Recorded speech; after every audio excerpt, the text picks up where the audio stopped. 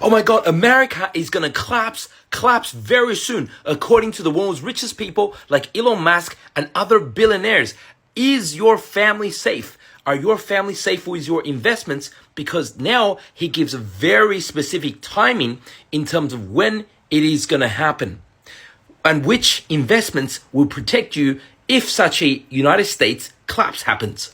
And it's not just Elon Musk, but also the founder of the world's largest hedge fund, Bridgewater, probably also the most successful investing legend of our time, right? He successfully predicted the 2009 market crash, and he went short and made a lot of dough from that, right? He's also warning the same problem. US debt to treasury market, right? The US debt is too much. And that is exactly what Elon is also warning.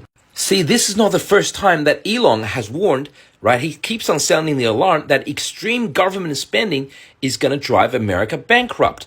And billionaires from both sides of the aisle, whether they're left-wing or right-wing, all agree on this warning, right? Basically, US government right now, the latest shows that it has $4.9 trillion in tax income. But the interest alone is 1.13 trillion, right? And the total debt is approaching $36 trillion now. So put it in normal, understandable terms. That's like saying if you make $49,000 a year in income, but you owe $360,000 in debt, and you basically, the interest on that debt is $11,000 a year. You're basically stuck, right? You're never going to climb out of that hole.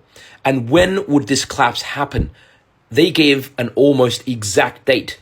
So according to Ray Dalio, the founder of the largest hedge fund in the world, said it's in the next 18 months, within the next 18 months, right?